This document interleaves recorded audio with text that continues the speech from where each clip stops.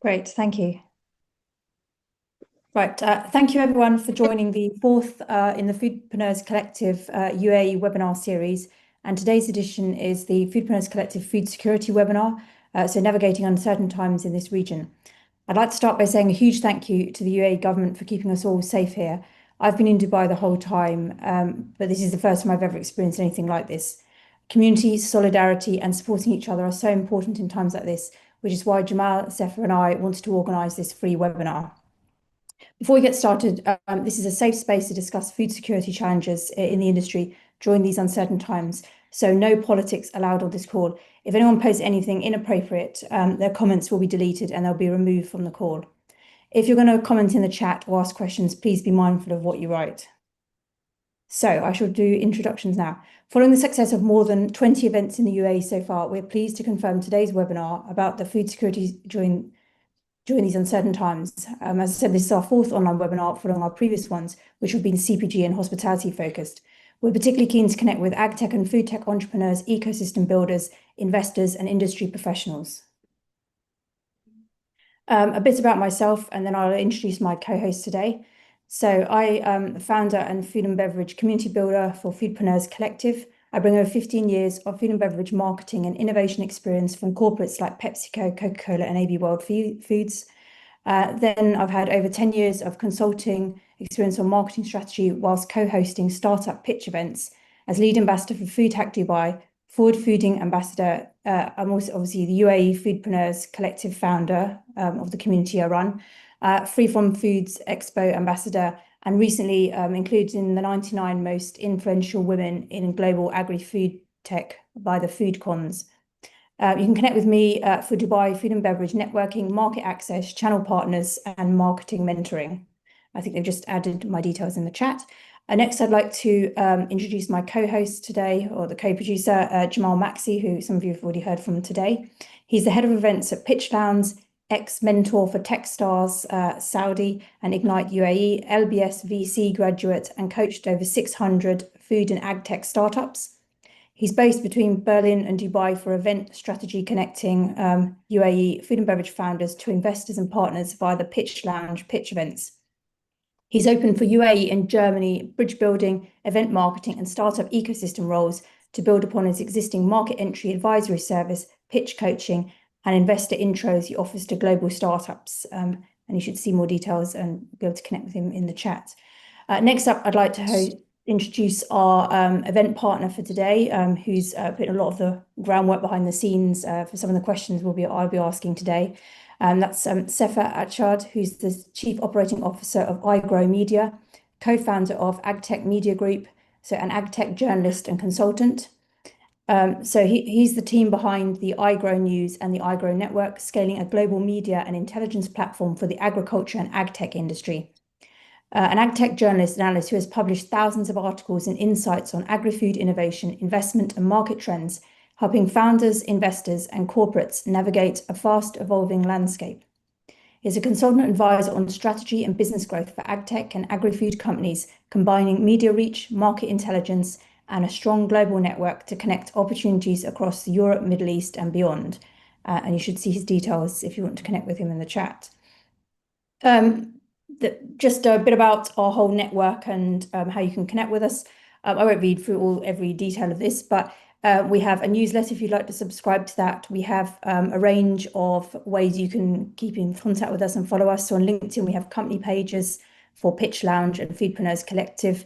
We have several groups on LinkedIn, which you can connect on. And I also have the Foodpreneurs Collective UAE WhatsApp group. I think all the links will be shared in the chat. And you can find details about our events and other things on the Pitch Lounge website too. So we'll share all the details now. In terms of iGrow News, you have an opportunity to join this fantastic platform and intelligence data sharing and things. So they have a newsletter. There's an actual platform you can join as a member. And I think they'll share the details of the links to subscribe to the newsletter or join the actual network in the chat now. So great to have that. Now on to today's event, just in terms of the schedule. First up, I'm just going to introduce the panel. Then we'll have the panel discussion. Then we'll open up questions to the audience. And then after that, Jamal's going to come on and talk about future Pitch Lounge events and other offers we have available. So without further ado, let me introduce our panelists today. So I'll just introduce them in total and then go into more depth about each of them in a minute. So first we've got Haytham Riahi, who's a PhD and MBA. He's the CEO of Sepehr Biotech. He's a visionary leader in biotechnology and circular economy innovation. And as the founder of Sepehr Biotech, he drives its mission to transform organic waste into valuable resources. Then we have Jose Serna, Managing Director of Emotion Foods, Board and Executive in Food Ingredient Companies, Board Member of the Spanish Business Council in the UAE, Council Member of the World Agricultural Forum, an expert in EIT food, and an angel investor. And next up, we have Nienke Gelderloos, Agriculture Advisor for the Embassy and Consulate General of the Kingdom of the Netherlands in the UAE, AgriFood Connector, building resilient, sustainable Gulf food systems. Then we have Sepehr on the panel, who I've already introduced. And then finally, we have Shweta Baweja, Director of Wisdom Wise Consulting, Conference Director of ARC Journals, Supply Chain, Logistics, Agriculture and Sustainability Expert. So a little bit more about each of them now. So for Dr. Haytham, he is a visionary leader in biotechnology and circular economy innovation. He holds a PhD in biotechnology and has over 20 years of experience in the field. He has dedicated his career to developing sustainable waste to value solutions that create environmental and economic benefits. As the founder of Sepehr Biotech, Dr. Riahi drives its mission to transform organic waste into valuable resources. His work is significantly contributing to advancing the UAE's circular economy and net zero strategy. As a recognised advocate for sustainability, Dr. Riahi collaborates with government agencies, industry leaders and investors to promote impact-driven innovation. He is a sought-after speaker at global forums where he shares insights on biotechnology's role in climate action, food security and renewable energy. So it's great to have you here today, Haytham. Thank you so much. Thank you for having me. Next up, we have Jose Serna. He's the Managing Director of Emotion Foods, a Dubai and Spanish-based advisory and innovation studio, helping food and agri-food companies, startups and investors build scalable, sustainable food tech and ingredient businesses. He's recognised expert with the EIT Food and the World Agricultural Forum, where he evaluates and mentors innovation projects in food technology, food security and sustainability, and supports founders through accelerators and venture programs. He's a board member of the Spanish Business Council in the UAE, an active angel and venture investor, connecting European and GCC agri-food ecosystems and championing digitally enabled, impact-oriented food system transformations. So it's great to have Jose joining us today. Next up, we have Nienke Gelderloos. She's the Agriculture Advisor at the Consulate General of the Kingdom of the Netherlands in Dubai, working on food security, sustainable agriculture and capacity building across the Gulf. She represents the Dutch Ministry of Agriculture, Nature and Food Quality in the GCC, promoting Dutch innovation in climate resilient, water efficient agri-food systems. She uses a systems thinking approach, drawing on international business, policy advisory and agri-food expertise to strengthen resilient food systems in arid environments. So thank you, Nienke, for joining us today. Thank you for having me. I've already mentioned Sepehr already, so it's obviously an honor to be partnering with him today on this event. And then finally, Shweta Baweja. In her recent role as conference director at ARC Journals, she produced the cutting-edge Global Agro-Vet Research Conference to address agro-veterinary innovation and food security. As the director of Wisdom Wise Consulting, FZE, she advises agriculture, animal science and logistics companies on building more resilient, efficient supply chains that can withstand geopolitical shocks, price volatility and import dependency risks. Across her career, she has designed end-to-end supply chain solutions and curated high-impact scientific and agri-food business forums that promote sustainability, regional cooperation and technology adoption as pillars of long-term food sovereignty and post-conflict resilience. So thank you, Shweta. I think we have a brilliant panel today, actually, looking at all these profiles. So I think everyone's going to be up for a great panel discussion here. Thank you so much for having me. You're welcome. And yeah, so like onto the panel discussion now. So I will just dive straight into the questions. We're going to do them in different phases.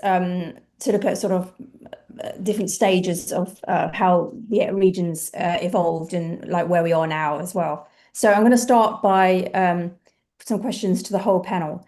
So before we get into the timeline, so before we get into it all, what does food security actually mean from where you sit? So maybe as Sepehr's partnering on us on this event, maybe you should go first on this question, Sepehr.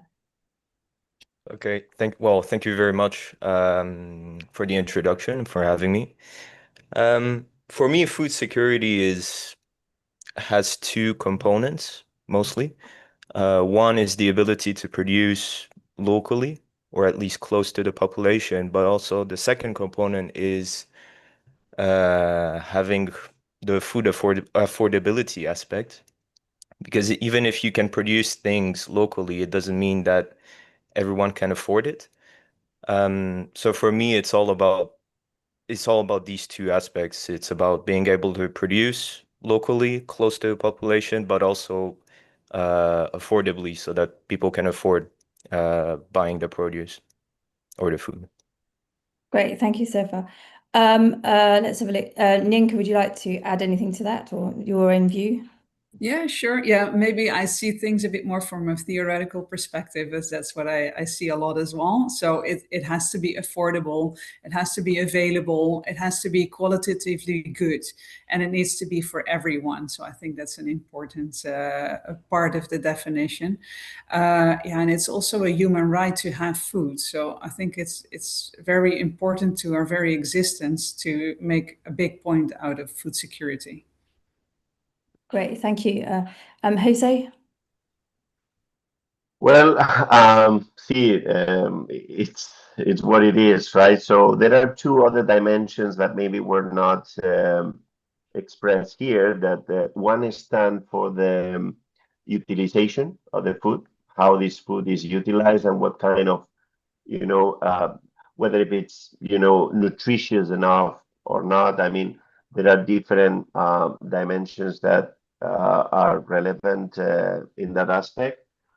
And the other one is stability, and actually one of the problems that we are all facing right now, it's about disruptions in the supply chain. So food is not only producing; it's actually how it reaches, and in what state, and so on. So yeah, I would add these two. Yeah. Great, thank you. And Shweta, have you got anything else to add to this? Yeah, I would say food security in my terms would be, in today's time, it's actually agile resilience. Like we should have as the UAE government talk about that we should have essential commodities. We have 24 listed out there. So that should be available in the times like this always. So the strategic way of getting the food. I will agree with Jose that how it reaches us and how it it's available to the local people. For me, that agile resilience is also food security. Great, thank you, Shweta. Haitham, have you got anything else to add? Maybe a small precision on what Jose said here. Can you speak a bit nearer the microphone? It's quite hard to hear you. Can you hear me? Yes, that's better. Okay. So I wanted to bounce on what Jose said already, the aspect of utilization. So we know that 1/3 of the food produced globally is wasted. And here in the UAE, we are the first country per capita when it comes to food waste. So food security is also how to prevent wastage on the food that we are at 85% receiving, importing, especially now in the context of this disruption. So how to recycle, upcycle, prevent food waste. This is a very important aspect of food security.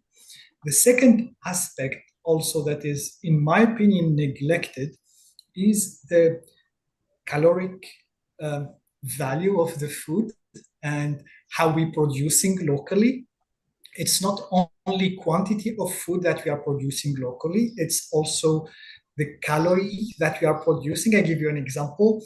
If we are only producing lettuce and cherry tomato in hundreds of tons, it will not solve our food security issue. You see what I mean? Protein is a very important aspect of food security. And our food security has to be a balance between everything that we are producing or that we are consuming. Thank you. Well, great points from everyone here. So that's, I think that's really answered this question. Brilliant. Right. My next question sort of connects with this. So the title of this session is Navigating Uncertain Times. What's the single biggest uncertainty you're tracking right now that the audience might be underestimating? Jose, should I go to you first this time? Okay, so biggest uncertainty, what can I say, right? So we are all living through this situation. And when it comes to food, I always say that food business is everyone's business, right? So it's inherent to our human condition, right? So we need to eat, right? So then when any crisis of any nature starts, one of the things that we will assess is how is our access to food and so on. And that's not really much related of the production. As I was mentioning before, it's very much related to the supply chain. So what I can say as a consumer and, being surrounded by consumers and friends and people that are not involved in the food industry, I could say that this has been very challenging, especially for some companies that has been, immediately shocked by not having access to their supply chain. For example, people maybe is not aware, but many of the fresh produce, fruits and vegetables and so on, they were coming from Iran.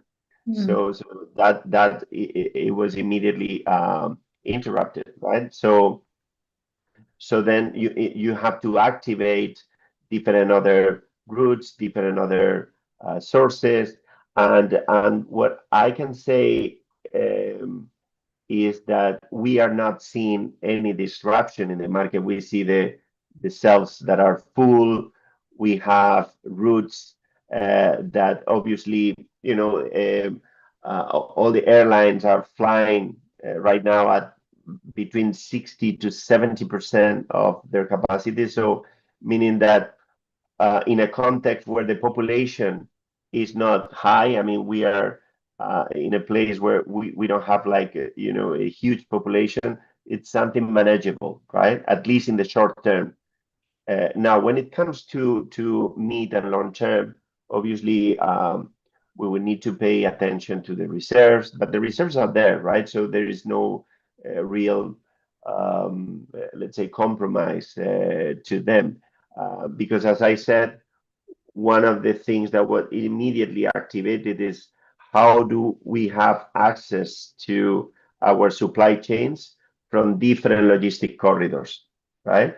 Or how we can take advantage of those corridors to increase their capacity or the volumes that we are sourcing from them, right?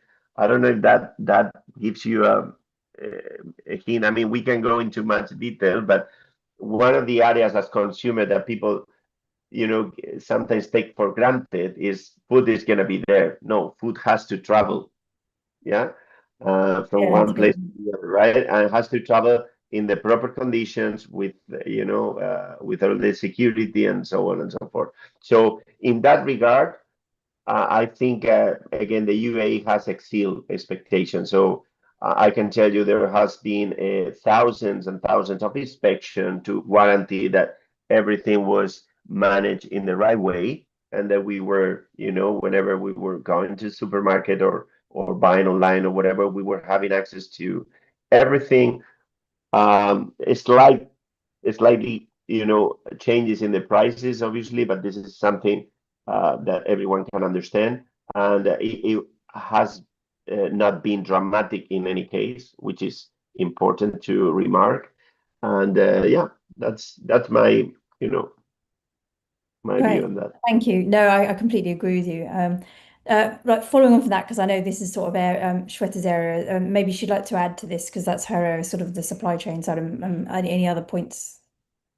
Yeah, yes, the way we have, I was also tracking down on the multimodal land bridge, which UAE has used during these times that if this Strait of Hormuz is closed and we are disrupted by the trade through Red Sea, so we have opened Khor-Fakkan, we have used Fujairah ports, and we have used the best in capacity. So the whole idea has been change from just in time to just in case resilience here.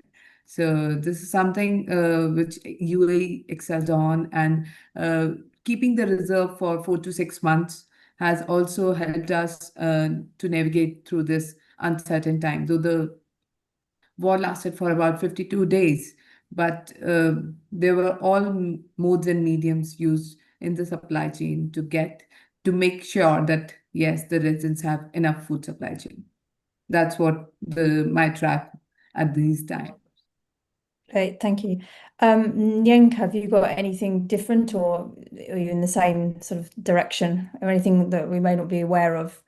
Yeah, I agree with everything that's been said. And I think for me, the biggest uncertainty is the duration of this conflict. I think the longer it lasts, the different the effects will be. The reserves will at a certain point be depleted.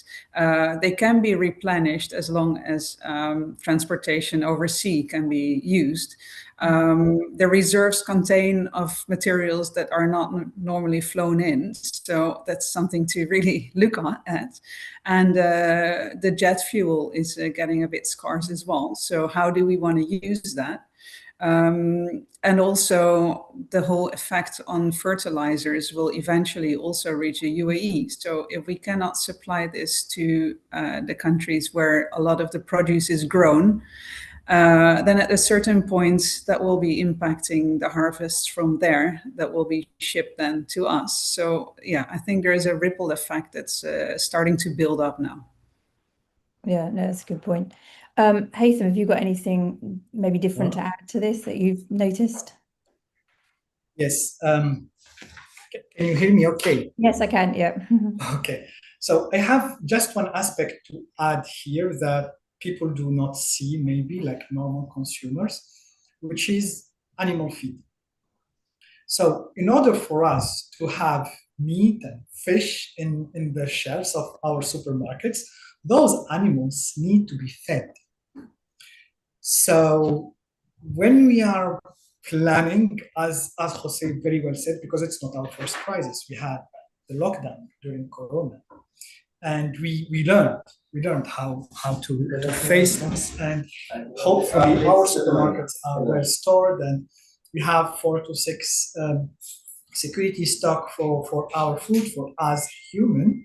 But when I'm talking with farmers, there is some red flags and alarms around animal feed that you are importing at more than 90%. So locally producing animal feed is vital. Investing in companies that are producing locally animal feed is vital, and investing in infrastructure that is supporting this is as vital as that. This is my small insight, like about things. We cannot see that. That's a really good point, and I think people forget that as well. So, but yeah, definitely.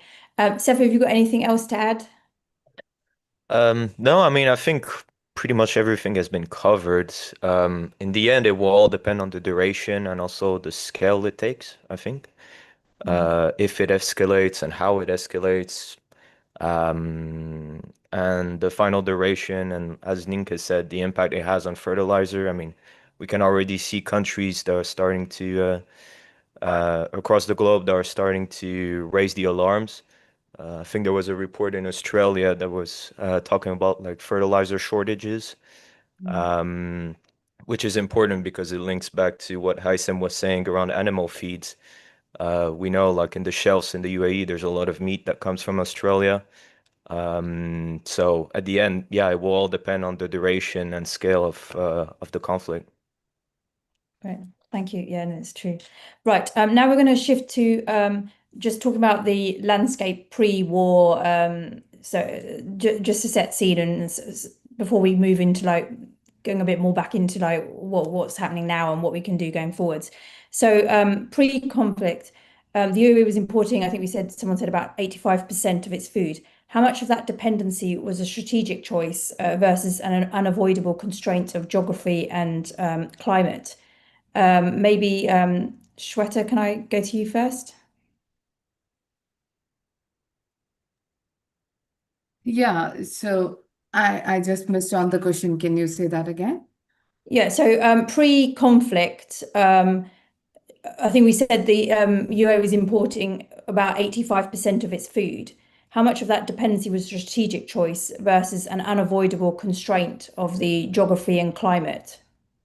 Yeah. So we all have seen during the COVID times how the National Food Security Vision was created, that UAE should have their work on the self-sustainability. We started the growing and a lot of agri-tech investment happen in there. Uh, Mm, Yes, there is an import, but as Haitham also mentioned, that we have to strategically work on building on that, how this has to be taken care in terms of growing our own food. Like Sharjah is doing uh, a lot of investment and working is happening around Abu Dhabi as well. But in this, like now what we are reaching, we're not prepared for this, I guess. But though we have the reserves and everything, but we have to work on building on the agri-tech side of it. And in my point of view, we should have that awareness and education in terms of that people should learn to grow their own food as well. That's a good point. Thank you. Yes, That's Ninka, over to you. All right. Yeah, I think there's 2 points that are very important in this question. One is that self-sufficiency and food security are not the same. So even a country like the Netherlands, which is the second largest exporter of food products in the world, is not self-sufficient. We're only at 85% if it really must be. So that it's a strange figure in a way. We are the 5th in the ranking of the Economist for the Food Security Index, and the UAE is the 23rd, which I think is very good, which really means they have their house in order and they have like their strategic supplies sorted. They have multiple sources of supply.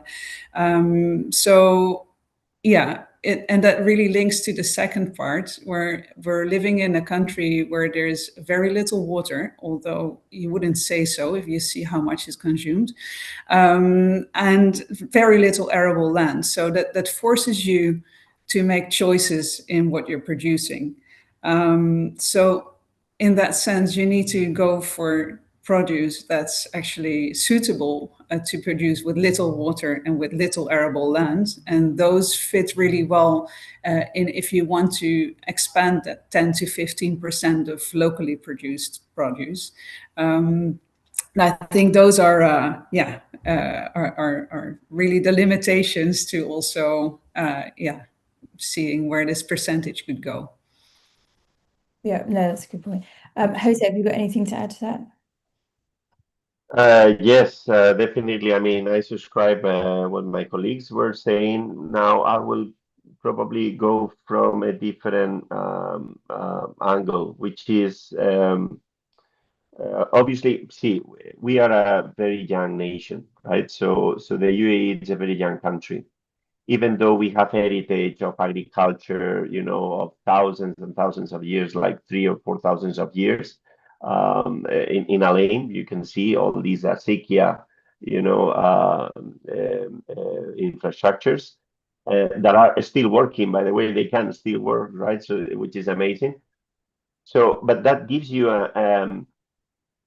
perspective of how important is to invest, and not only invest, but to adapt whatever technology is adopted here to the local conditions, which are very harsh, as Ninka was saying, right? So I think we are going through a transition on that. So I'm very much involved, as you know, on those areas, and I am seeing for the first time that this adaptation it's becoming know-how, local, homegrown know-how, you know, on how to grow, how to maximize production, and Hythen has another example of it, right? Because the Black Soldier, projects elsewhere, they have totally different conditions. So he had to go through adaptation and so on. So I think this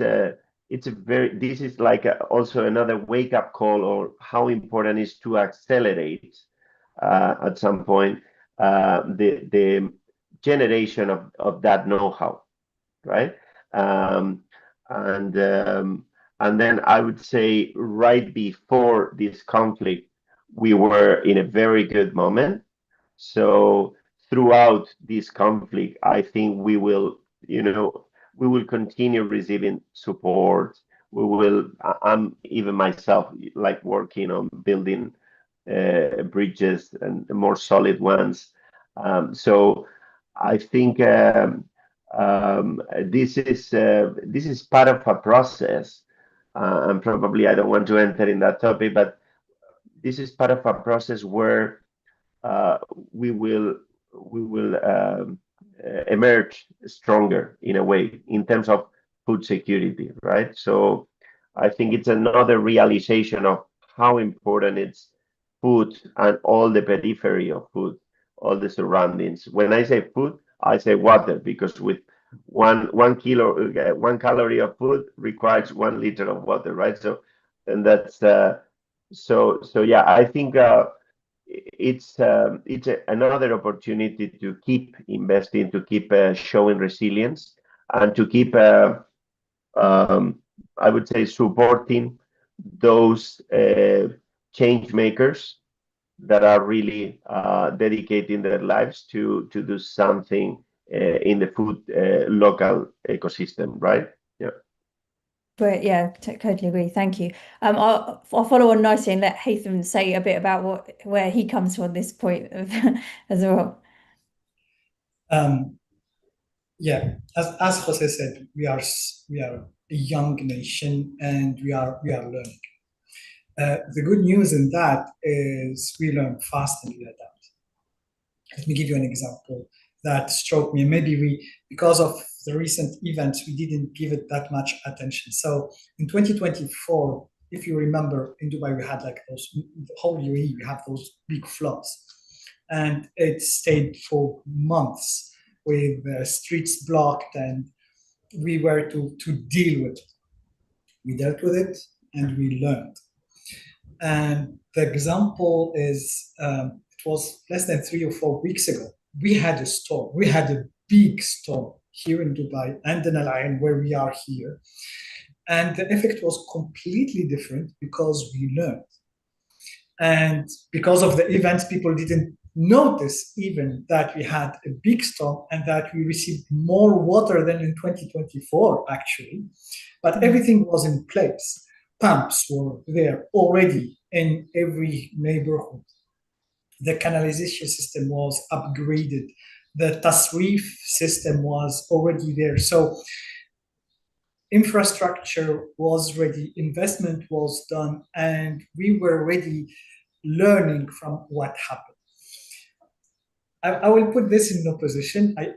I come from France, and I left 14 years ago, but when I was there, I remember every year we have an episode of snow, and if we have 5 centimeters of snow, the city stops, like nothing happened. And I traveled to Moscow under 14 centimeters of snow. Planes are landing and life is continuing. And every year it's the same thing. it's an exceptionally high snow season. It's every year since 10 years. It's time to learn and to adapt the infrastructure. This is the difference between old Europe and young UAE. So that was a long introduction, sorry for that. But coming this to the context of food security, I think first, we learned a lot from the lockdown and from Corona. I think that was the first wake-up call for us as a nation, and to be conscious about what is happening when supply chains are disrupted, and how we need to back up or to have a plan B on that. The thing that I'm working on, in my opinion, the best approach is, or the most supporting approach is circularity, circular economy, on how we can regenerate and how we can put all of those, actually moving from a linear production system, which is produce, consume, discard, to a more circular system where we are producing, consuming, recycling, and putting it in another loop of the product. So this is my approach. And I think, and this is normal, it won't be the last disruption. Maybe tomorrow it won't be the Strait of Hormuz, but the Strait of Malacca, and problems with China and Taiwan. And we will be impacted, definitely, because we are 85% importer. This won't change. So plan B are very important, and adapting more and more circularity, in my view, is one of the ways. It won't be the 100% solution, but one of the ways on how our country and our food system could be more resilient.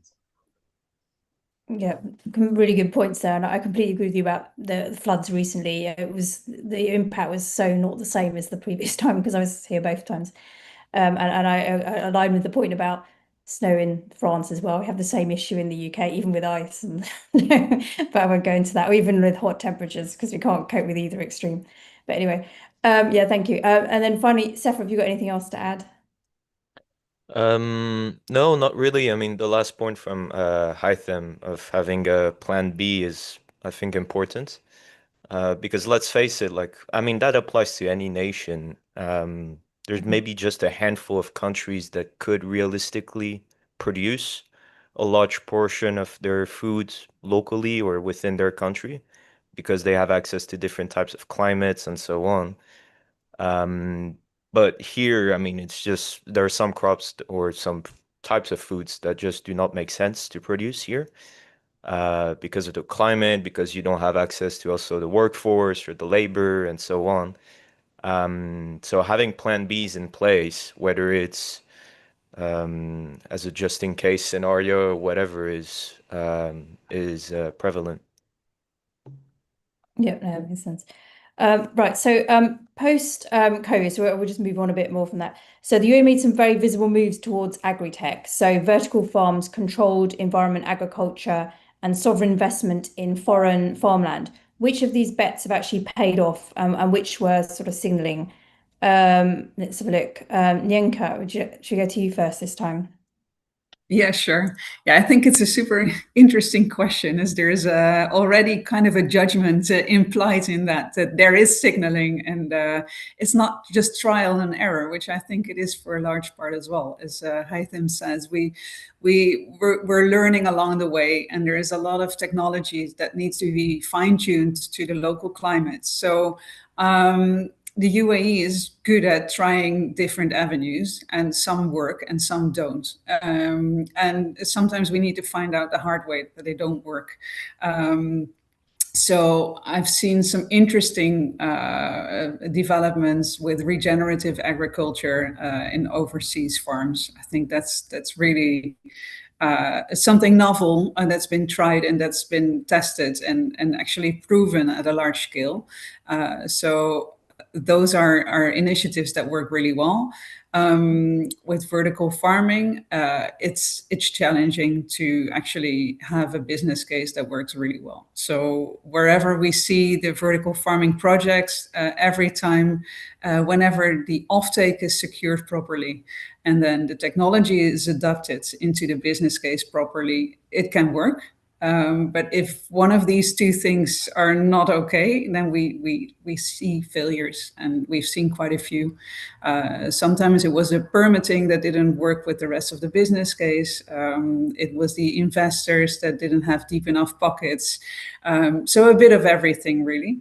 But yeah, it's interesting to see what's happening. For the controlled environment agriculture, I do believe that there is much more of a future, actually. Although the offtake also needs to be arranged beforehand, because it is a premium kind of producing your fresh vegetables and leafy greens and herbs.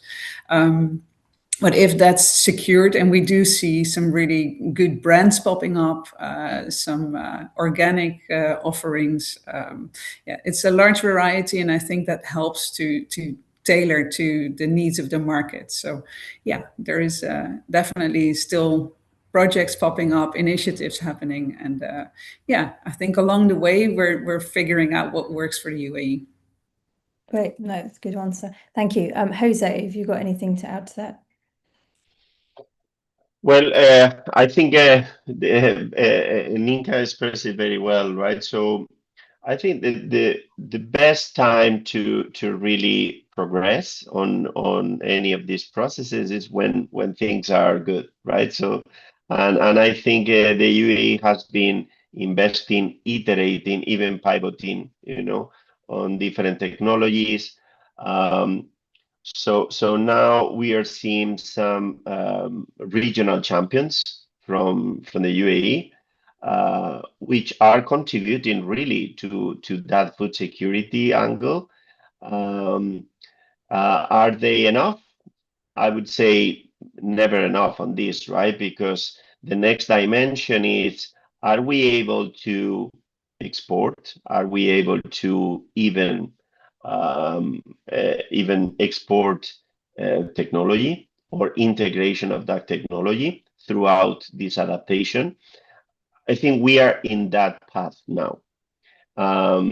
So, I mean, with the prudent distance of this conflict and so on, we will see more and more attention to those projects that work, and then to try to roll out and to increase the collaboration, the collaborative approach to some of these projects. Because in the early days of investing on this, we all make mistakes, right? So sometimes we invest just without the right due diligence, or without the right understanding of how this will work in my environment, in my ecosystem.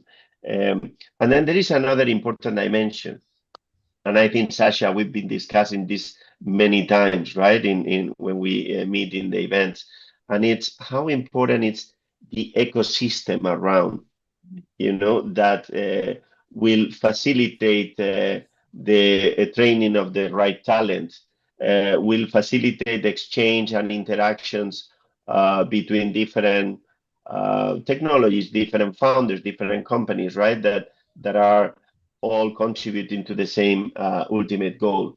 So I think there is a multiplying effect on any ecosystem, and this is another dimension that I think will experience some sort of boost going forward.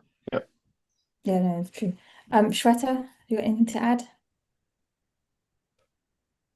I think nothing much, because pretty much covered well here in terms of yes, we are adapting the new ways of farming in this country, and we have been seeing.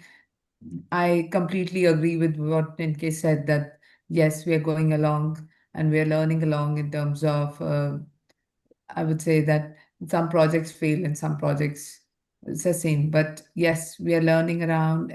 even the government, even the centers like IGBAs and ADAFSAs are working around it to how to make this happen in this country. Because yes, the percentage of imports is very high, and we really need to, uh, because this is what is needed. So yes, we are in the phase of learning and testing, and I think this is all required to be accepted. And the thing that we are doing, investment in the foreign land like Sudan and Ethiopia, is really going to help us around with what is required for the country. So I support that. Thank you. And Haytham, have you got anything else to add, just from what you see? Yeah, maybe another angle to consider all of that. So when we are talking about food security and we are talking about importing 85% of our food, most of the people, when they think about that, they think about it like as a primary product, so fruit and vegetables and things like that we cannot grow locally. And as Jose said, maybe now during the crisis, it's not the right moment to assess what is working and what is not working.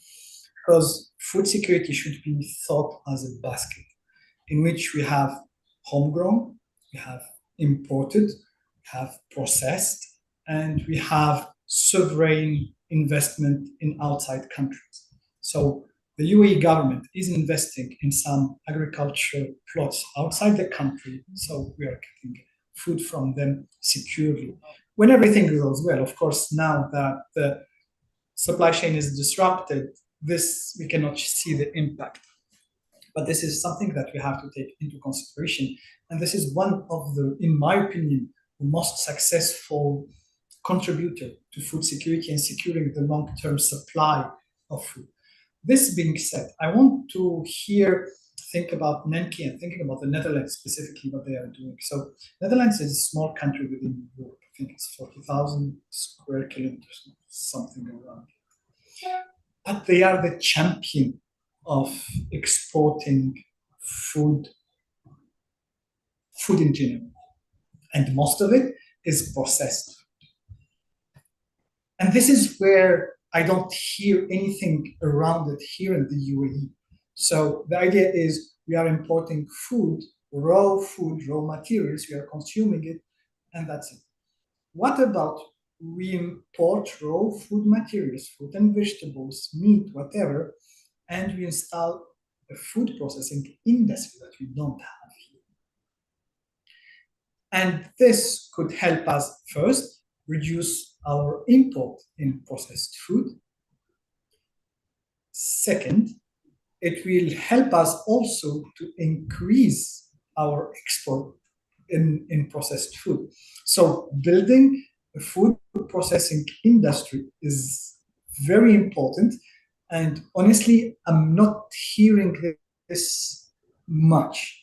So I'm very keen to mimic the Dutch model, the Netherlands model, on how to become, as a small country with very limited arable land, one of the leaders in food export, and how to build a strong food processing industry. Yeah, that's a really interesting point you raised there. Oh, do you want to say something back on that one? Yeah, why not? I feel like I'm being called to the stage now. Yeah, I think it's very true. It's really a whole business model in the Netherlands as well about adding value and making sure that we live with the seasons and we harvest whenever it's available, and then make sure that we can use it in a later stage as well. So food that is being exported is partially fresh, but also partially preserved. Preserved is processed. It's not ultra processed, so that's two different things. Oh yeah, it's becoming a bad word. No, I didn't mean it in this way. I mean it like transformed. I know that. That's really transformed. Sorry, yeah. No, I know that. That's fine. No, just for the layman, maybe in the conversation. But yeah, and I think, as Jose said as well, it's about the ecosystem, about capacity building, about having different sectors involved in your food system it's not a top-down thing in the Netherlands. It's really an equal basis of collaboration between the public sector, the private sector, and the knowledge sector, as well as NGOs, strange enough. And they're very critical, but their voice is heard, and we use that feedback to improve, for instance, animal welfare, to think twice about the pesticides we use, about the water quality that we have. So yeah, it is an ecosystem, and yeah, it's hard to mimic, but we're always happy to try and hand those things that we think would be helpful in the UAE, to actually teach those, to share those, to show what we've done. So yeah. Right, thank you. Right, and Sepehr, have you got anything else to add? I mean, linking back to like the ecosystem building is also the need to work across different segments. I mean, there is this impression as well, I mean, from a media perspective, but there's this impression that the CEA world, at least here, works only within the CEA world and precision ag within precision ag and so on. But like, you need crop science and crop research and developing new traits as well, that can be adapted to this region and to the specificities of this region. And I think that that's an area that's also needed as well post-war, if we think um, um, about the aftermaths. But yeah, that's my take. Okay, thank you.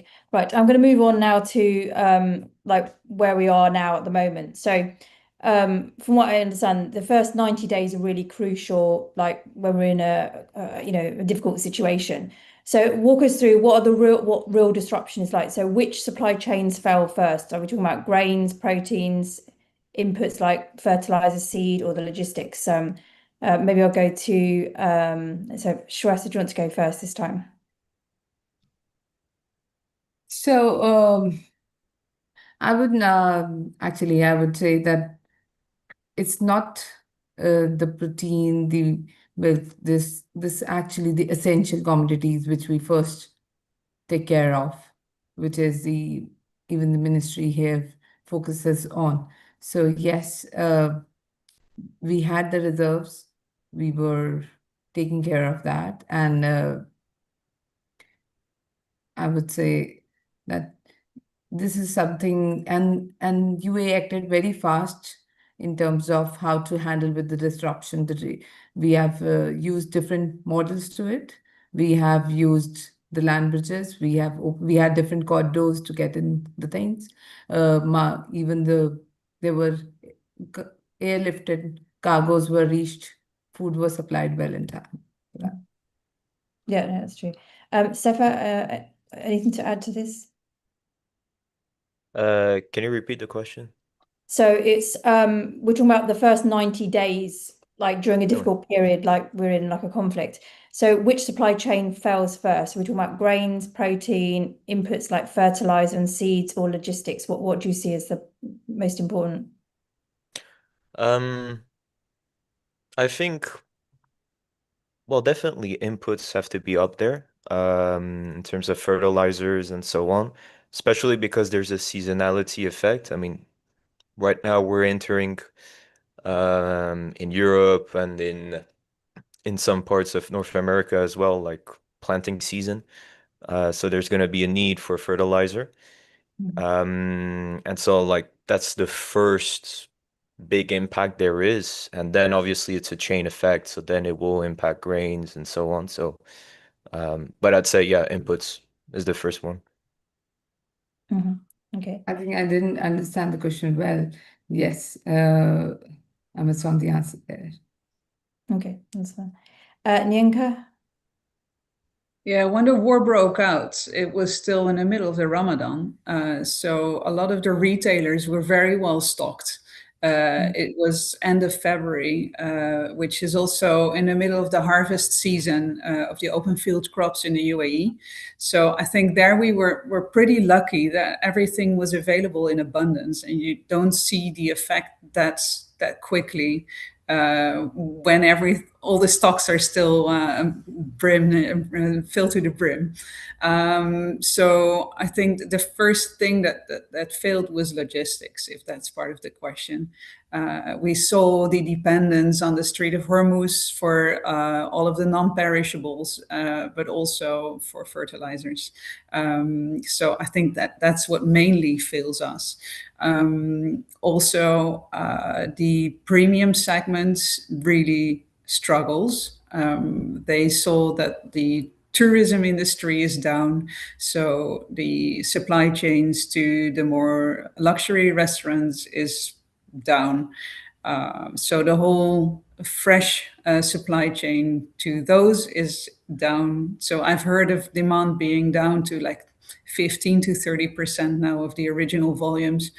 And there is a lot of farmers and suppliers that won't be able to cope if they have to deal with this small volume. So I think that's what what's starting to really be painful now. Great, thank you. I think in the interest of time, I'm going to keep moving on some questions rather than asking everybody every question now, because some of these there's quite a lot of repetition in probably the answers. So my next question is, the UAE has significant African farmland investments, so in Sudan, Ethiopia and elsewhere.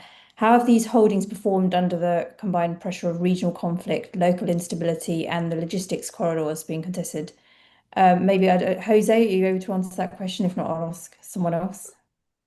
Well, I'm not very familiar with that topic, to be honest. But what I can say, and adding to the previous point, is that some of the crises or potential crises ahead on the fertilizers are really affecting Africa more than Europe.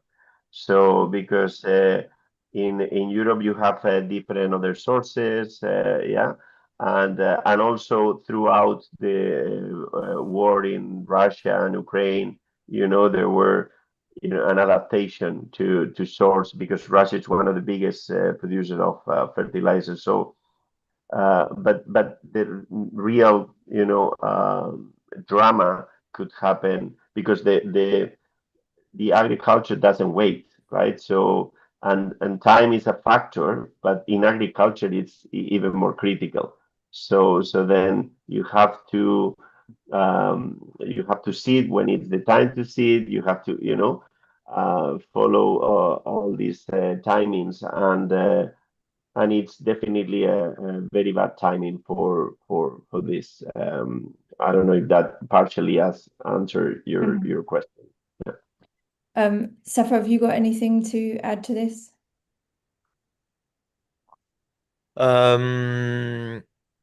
No, not really. I mean, I think Jose kind of talked about the main points. So yeah. Right. Okay. Right. We'll move on from that question then. Right. My next question is one for Shweta. So, from a trade and commodities perspective, which routes have become non-viable, and where are flows rerouting to?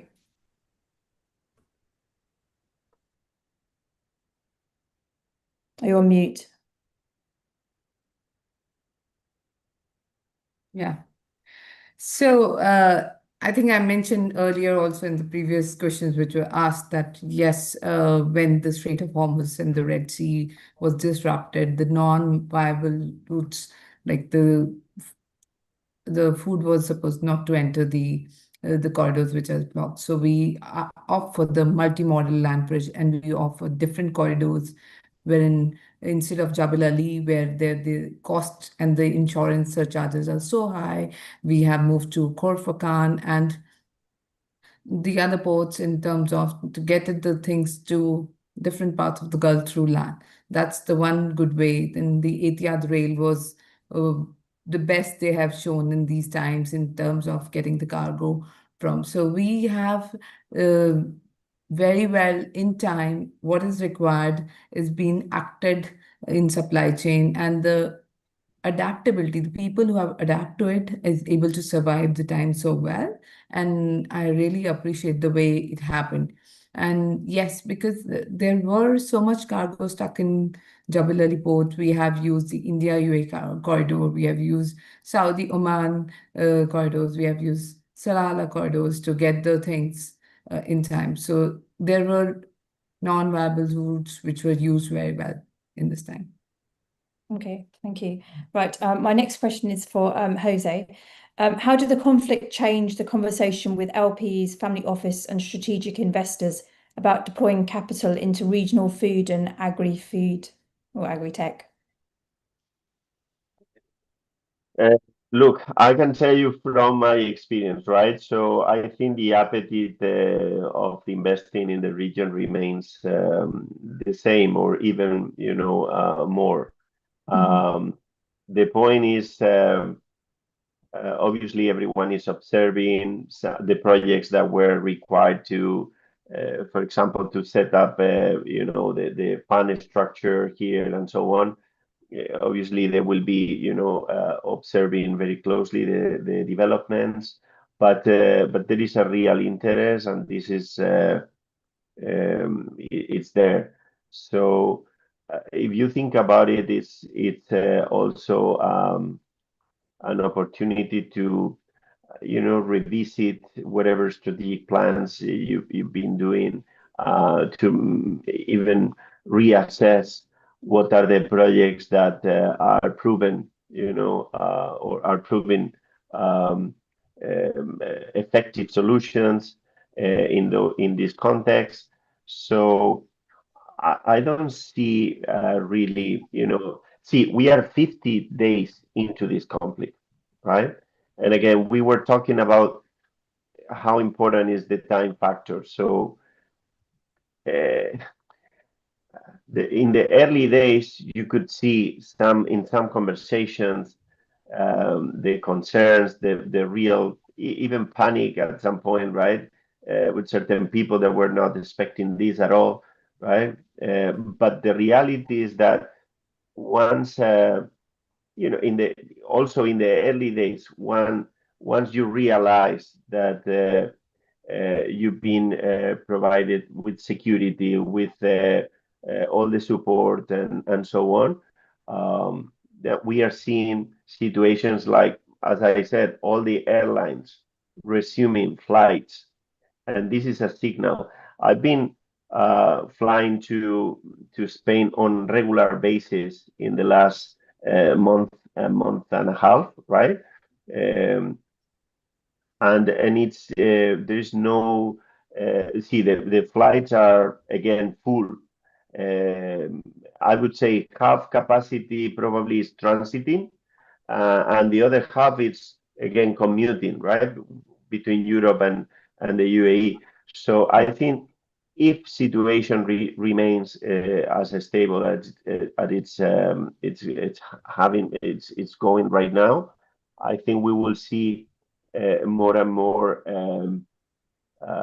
a new normality, and this new normality, it will definitely rely much on the resiliency of the people that remains here, that really bet for this country, and I think we are all in that club, right? So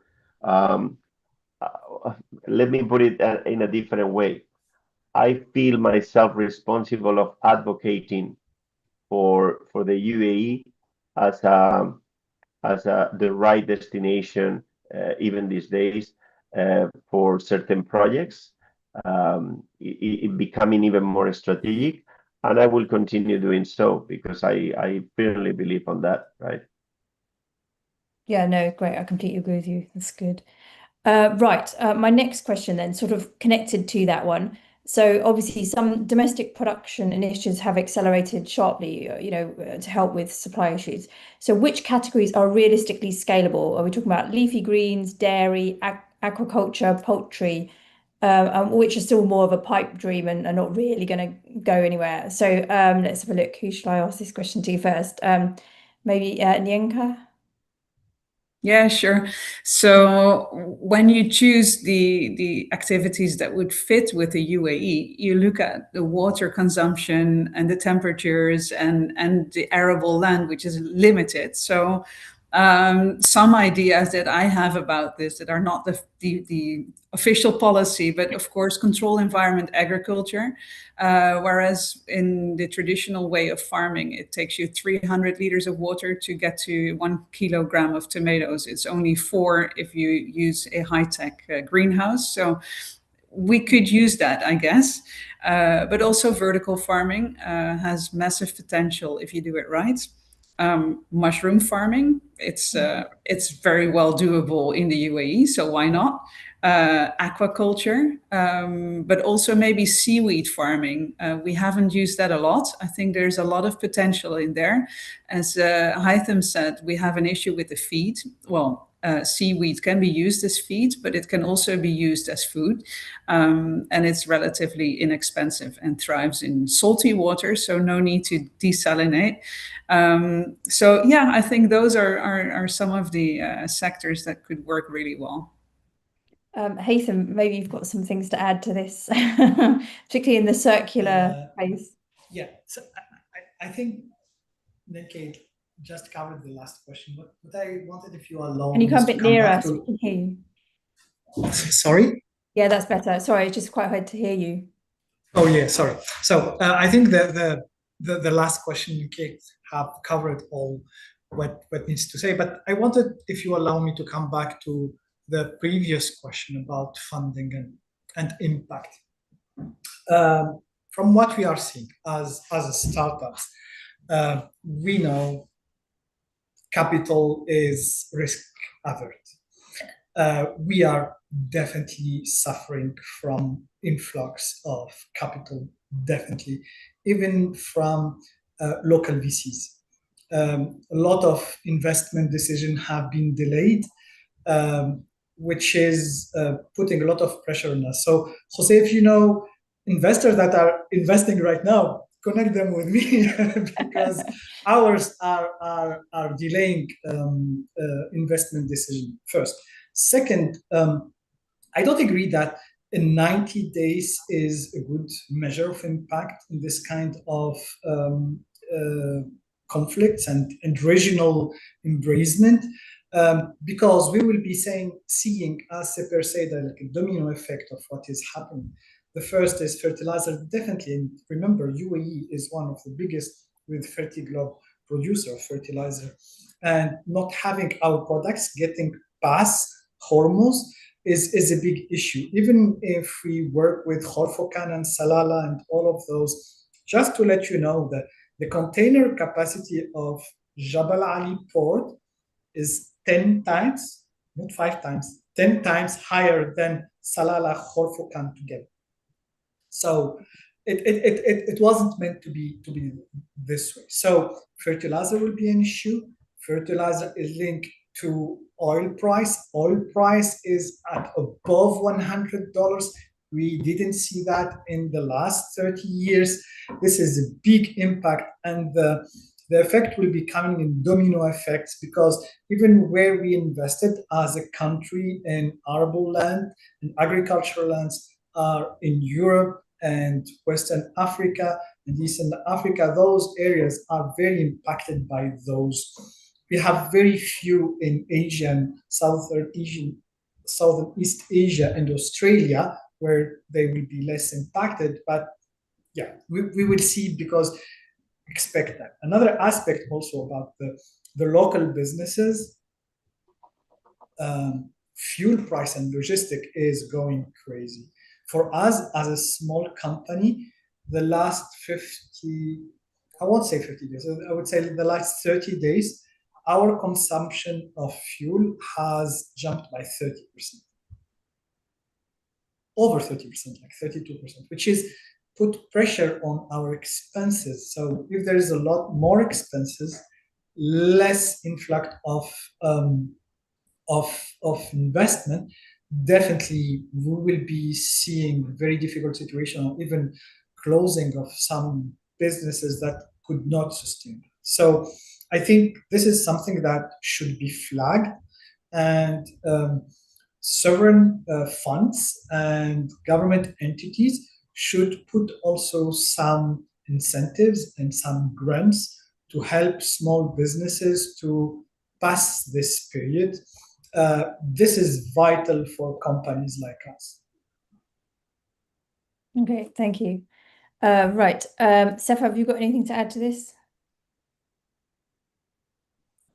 No, I mean to complete what like Haitham was saying is like the effects it can have, because again, it all depends on the duration of this conflict, but sustaining these levels of prices and so on has an effect on inflation. If it has an effect on inflation, it may force, I mean, we're getting into technical terms here, but it may force central banks to increase interest rates. And if they do, then it will decrease at some point the liquidity that all these LPs and venture funds and so on have access to. And so at the end, it will hurt all startups, whether it's in agriculture or also other adjacent industries. So yeah, in the end, it will all depend on how long this conflict lasts, if it lasts, and the scale it takes. Okay. Jose, have you got any thoughts on which categories people should be focused on based on what you think investors might invest in?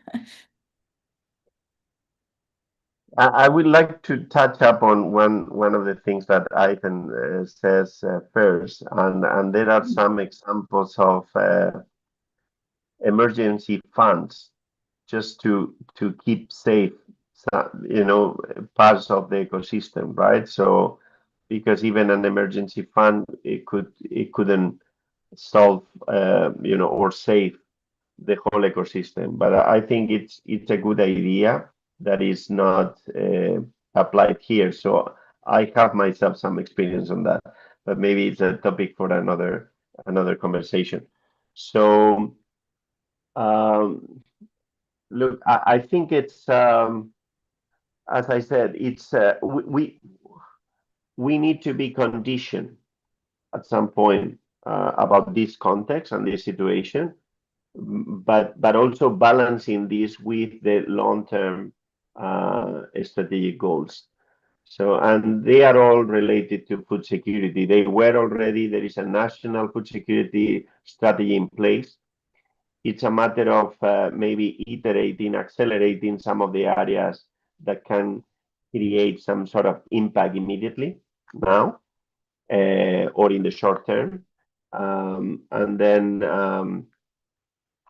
reevaluating, right? So, but then I'm totally also with Sepehr in the sense of it's very difficult to measure or to predict economical impact, globally from this, but we can be sure that the impact is global. So, and again, that brings another angle that I've been defending for the past years, that it's I'm here because the center of the world, the next decade, it's in the Middle East and it's in the UAE. So now probably for the wrong reasons, but still we are in the center of the world right now. So we are seeing the impact of any kind of a small, probably small in the sense of economic measurement here, it can create globally, right? So I don't know how what else to say on that, but yeah, Haitham, we have a pending coffee, and maybe it's a good time to have it, right? So Sounds good. Right. Right, on to my next one, because I've only got a few more questions, then we'll open up questions to the audience because we're running out of time. Shweta, I've got a question for you. Supply chain diversification sounds great in principle, but in practice, what's the cost premium the UAE is willing to pay for resilience over pure efficiency? And who would pay for it, do you think, the state or consumer? So, okay, in the light of time, I would say that with about 15 to 25% of cost premium driven by the localized manufacturing and strategic stockpiling. So there are three main pillars here: the state, the private sector, and the consumer.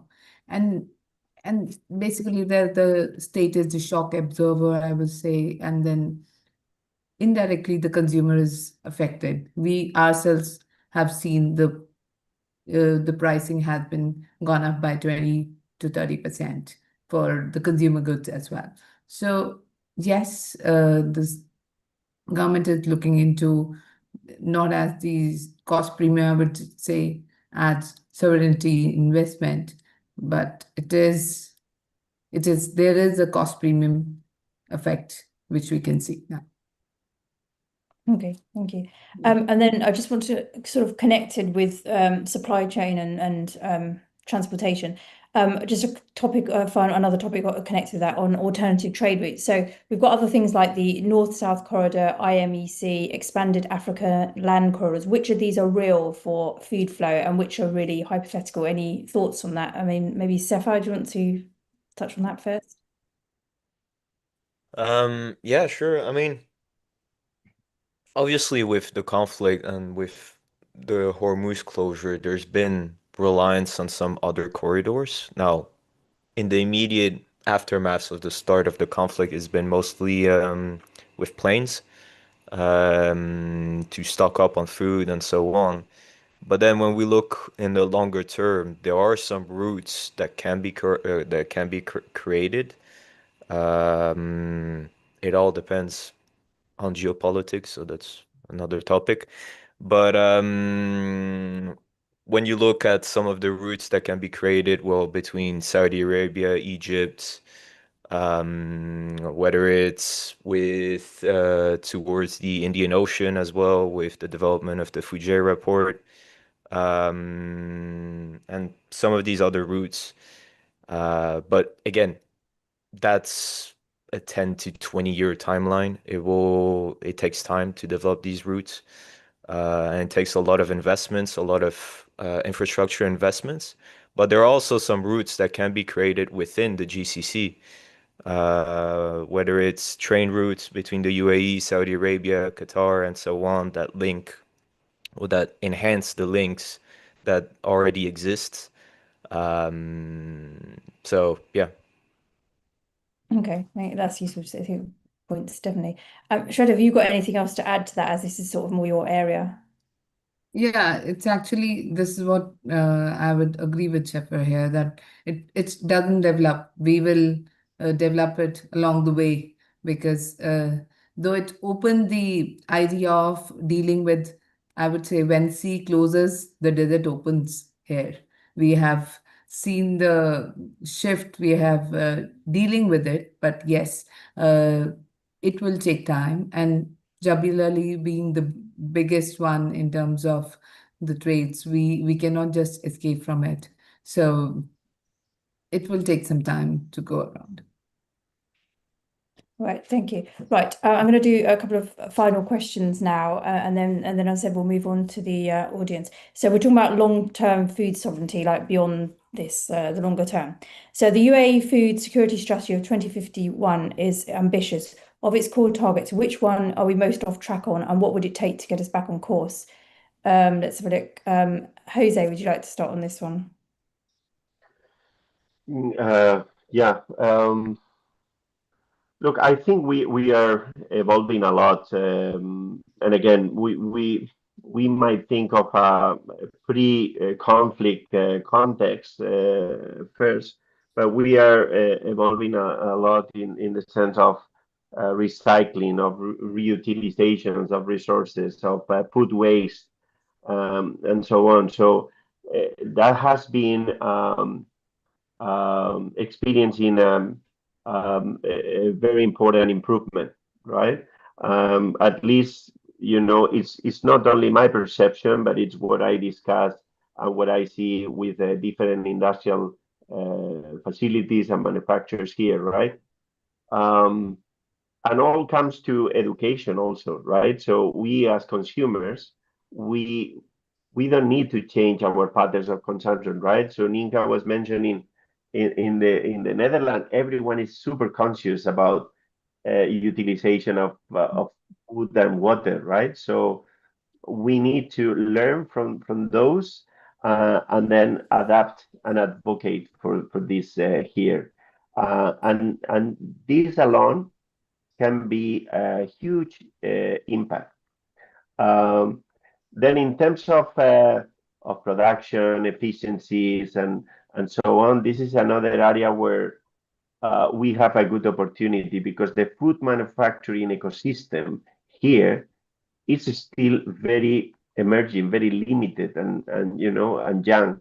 So then we can adopt new processing lines, new processing technologies that are far more efficient. We can focus on different technologies that are really revolutionizing the use of water, for example, which in any food manufacturing site, it's very, very important, right? So I think we are really improving on that. There are some other areas that will drive a lot of let's say, evolution in the performance, that it's the AI. So if you think about AI adoption in any single business or any single process, it's changing the game completely, but it's changing the game on a weekly basis. So on a weekly basis, we are seeing improvements, right? And the UAE took a stance to be a champion on that. So, and that's important. That's powerful, right? So probably it's one of the only countries where even the government was giving a full, subscription to AI tools and so on in order to foster the adoption. So I think we will see, once, things settle down, and hopefully, inshallah, will happen very soon, at least to give us some sort of ground, whether, a proper ground where to keep focusing on other areas. But I think we're seeing a lot of improvements. Then obviously, on the agricultural areas, we are, as we were mentioning, we are for the first time building know-how that it's exportable, that can show to the world, look, we have something here. There is also a dimension of resilience in the way all the food reserve has been managed and continues being managed. There is you think about it, there is a collaboration, very deep collaboration between government entities and different other stakeholders around the government, and the private sector in the food industry. So I am seeing this myself, because I am also part of the knowledge hub of the food cluster that has been recently created, and the food cluster in the UAE is doing a lot of activities and efforts. Sometimes they are not seen by the consumers or but the reality is that there is a whole let's say cluster being created around it, and the collaboration, it's continuous and it's growing. So I don't know if that answered completely your question, but I think we are doing a lot of steps towards achieving these goals. I think the fact that the UAE, being in the climate and in the region that we are, as Ninka said, it's in the top 20-25 positions in the Food Security Index. It's in itself an achievement. And then navigating these situations that are obviously creating some burdens, right, and some barriers. I think it will show how well thought it was, this plan, and how well executed it is, right? So yeah. Right, thank you. Nyank, have you got anything else to add to that? Yeah, I think Jose covered it really well. And when the UAE Food Security 2051 was launched, the ambition was also to be the #1 on the Food Security Index. 23 is already higher on the chart, but now they've made it more difficult because they've added sustainability as one of the pillars to reach a high ranking. So I think this fits really well into what Hytham is doing. And this fits really well into the efforts of water is food, because in the UAE, we are currently using 550 liters of water per person per day. And water is cheaper than in the Netherlands per liter or per cubic meter. And in the Netherlands, it's 129 liters per person per day. So how come in the desert we are using a multiple of somewhere where it's a moderate climate? I think there's a lot of gains to be made there, and a lot of technology to be applied. And yeah, the water is it's scarce, and I'm really scared of what's happening next, because the ways to get that water is either through the aquifers, which are already salty, and what do we do with the salt that's as a residue, or from the Gulf or the Indian Ocean. And then we have a brine from the desalination plants, which is the salt with some of the chemical agents to clean the RO filters. And these brines are just sinking to the bottom of the sea and destroying marine life. So I really think we need to make a very big effort to look more closely to water in relation to food going forward. Yeah, thank you. That's a really good point. Thank you. Haytham, I'll let you add something to this. I'm sure you've got a different angle on this. Not really, but I agree 100% with Najla. One of our issue and blessing was the affordability of water, because of the affordability of energy, and because we didn't include the sustainability cost into the equation. So the brine is a huge problem that you're having, not only UAE, actually the whole region, because the whole region is dumping this, let's call it what it is, toxic brine, and we need to find a solution to it. So it needs to be integrated into the way. And this, again, it joined what I said from the beginning, circularity. We need, as a nation, to have this in mind. And it's a big opportunity, because we are building our industrial capacity, our industrial infrastructure. So if from the beginning we are having this in mind, is we are not thinking about linear production, but how to make it more circular. This will help us in the setup from the beginning to be more performant. I join Jose in his optimism for the region and specifically for the country. I'm quite optimistic. It doesn't mean it will happen easily or without challenges. It will be challenging, but it will be worth the ride, in my opinion. So buckle up and let's enjoy the ride. It's good. I like that. Right. We've got to move on to other questions in a minute. So just quickly, Sepehr or Shweta, have you got anything else to add to that? If not, I'll move on to see if any audience have any questions. Right. So over to the audience then. Has anyone got a question in the audience? Quickly, you can either write it in the chat or you can come on and ask it live. Do you have anything? Well, maybe we don't have any. So then we've covered so much. So there is one question in the chat from Malon. Oh, right. Just a minute. Just have to look.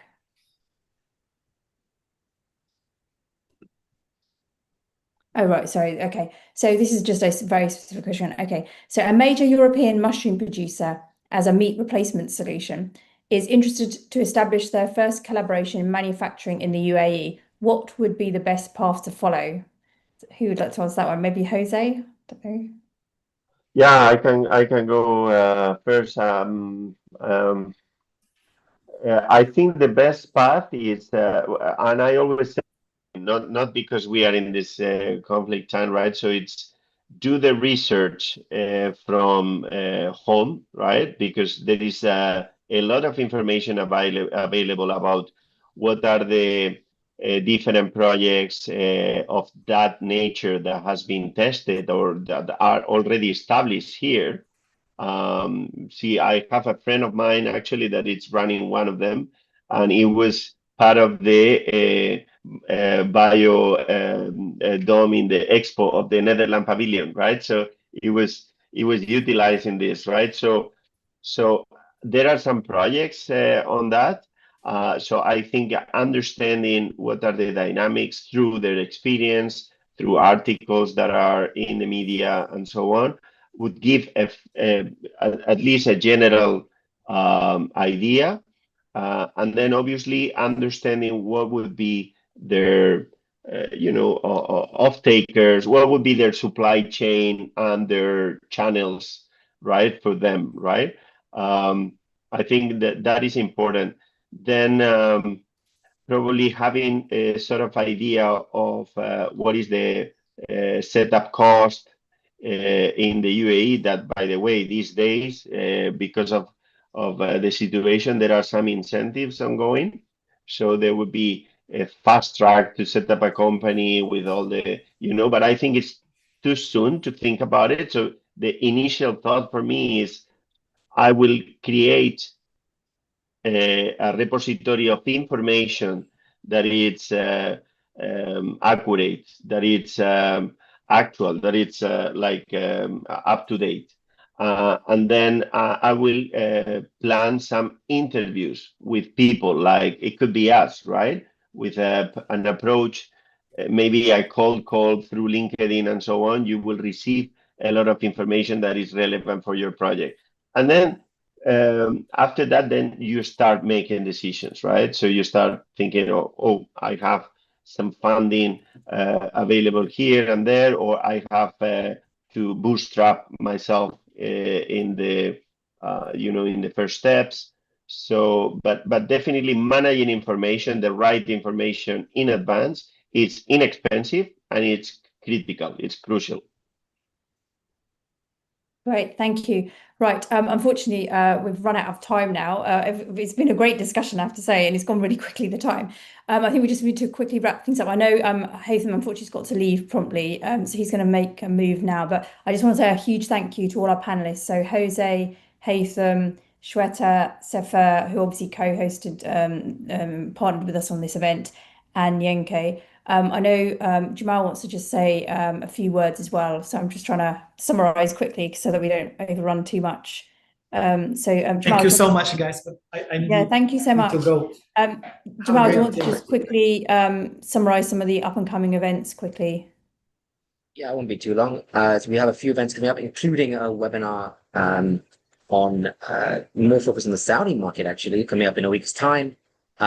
Before that, I wanted to say, if anyone wants to, big thanks to all the panelists, of course, and their company partners. So I'm just placing them into the chat again. So that's the company partners on the screen now, and another list of the panelists. So please do connect with them on LinkedIn, particularly if you have any more questions that you're just shy to maybe ask now live. And yeah, we've got a few events coming up. So I'm going to, I think, 2 events this month still to come. We've got another webinar, which is going to be focused on Kingdom of Saudi Arabia and market entry. That's happening on Tuesday, 28th of April at 7 o'clock local time in Dubai. That's UTC+4, 7 o'clock. Then we've got the Food and Beverage Pitch Lounge on Wednesday, 29th of April from 6 to 8:30 UK time. That will be on Zoom and live stream, just as today was. Actually, we are full for pitching slots, but if you want to take part in that, observe the session, support the startups, see how you can help them, and just learn also from a very supportive community system and a pitch lounge, then click on the LinkedIn link and join us. That's the 2 events I wanted to cover. Yeah, that's the event posted on screen. Thank you, Bevan.